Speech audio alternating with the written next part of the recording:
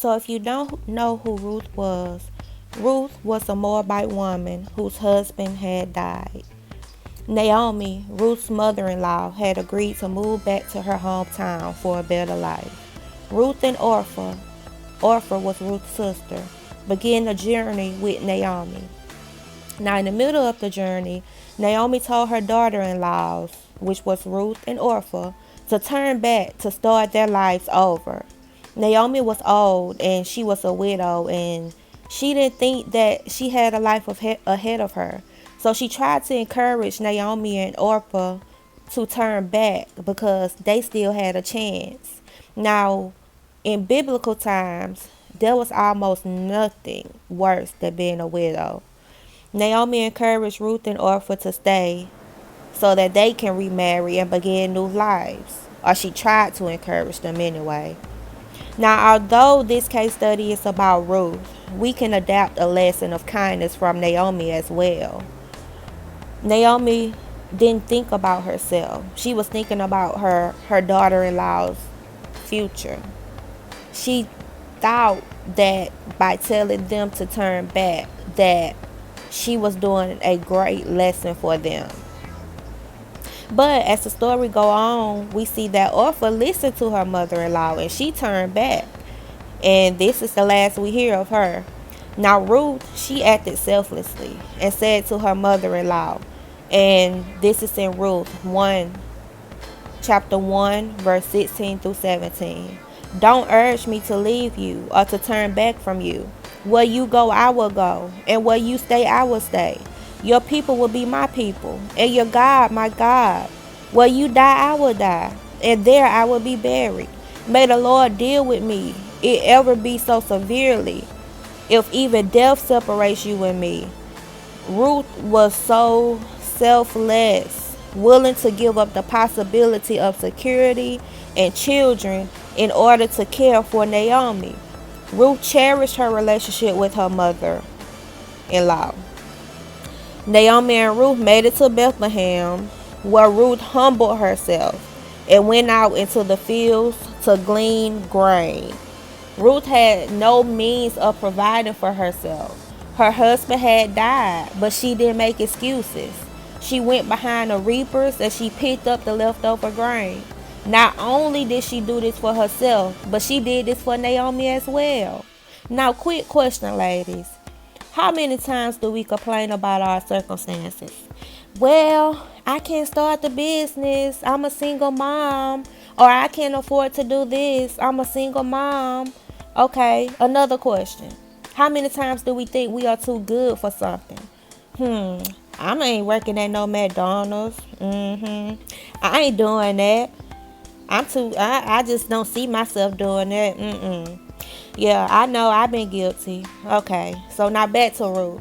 So one day as Ruth was working, she was noticed by Boaz, who was the owner of the field she was working in. Boaz asked his worker who Ruth was.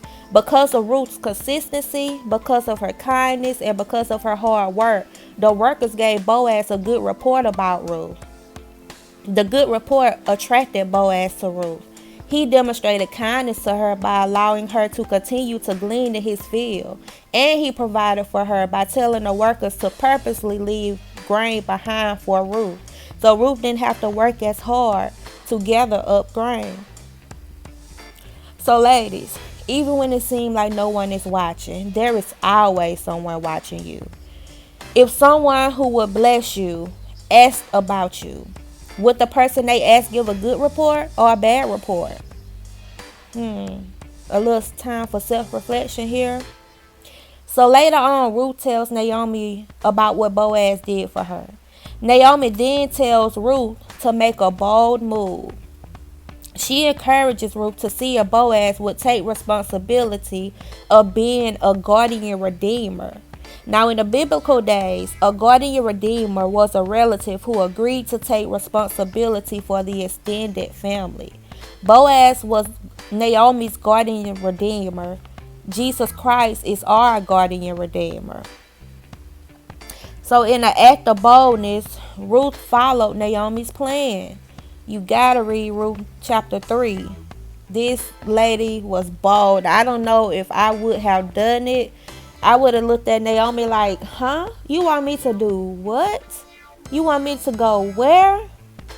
But Ruth was bold and she followed Naomi's plan. And you can find that in Ruth chapter 3. So because of Ruth's boldness, she did end up remarrying and coming out of poverty. She ended up owning the same field she was a sad stepchild in.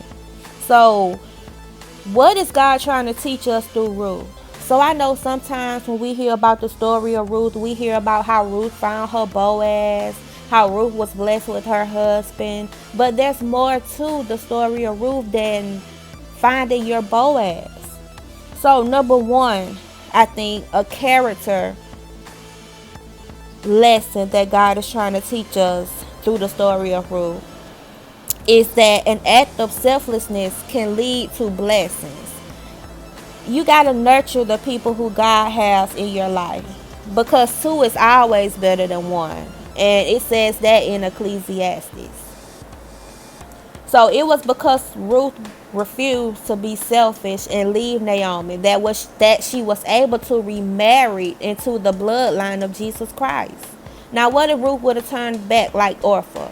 What if Ruth would have been selfish and said, "No, I'm not going now. You're right, Naomi. I'm going to turn back and I'm going to remarry. I'm going to focus on my desires and my will." I don't think we would be hearing of Ruth right now. The second thing we can learn from Ruth is to take initiative. Don't sit around complaining, waiting on good fortune to happen. Get to work and allow God to provide for you what you're unable to provide for yourself. Ruth did not sit around because she was a widow after her husband died and feel sorry for herself.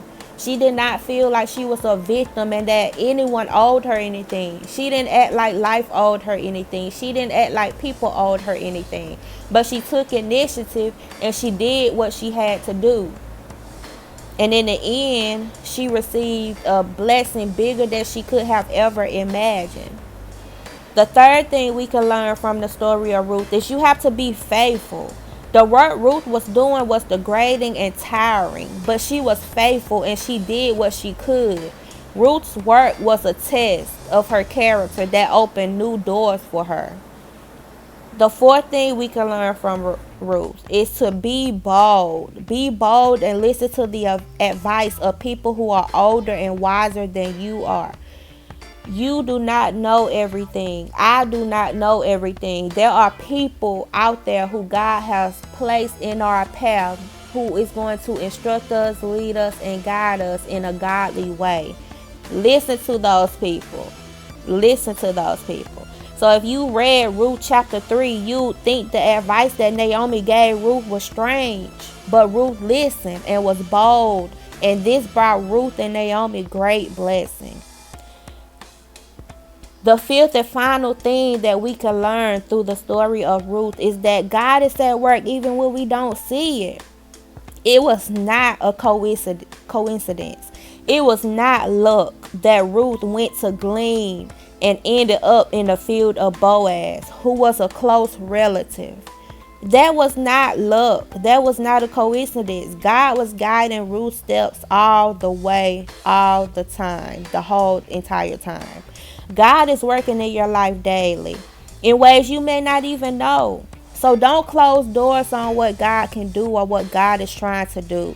Events do not occur by luck or chance. Have faith that God is directing your life for his purpose and walk in the direction that he's trying to take you, and be bold while doing it. So that ends this case study, ladies. So if this case study helped you, don't forget to like, subscribe, and share with a friend. And I'll talk to you all in my next video.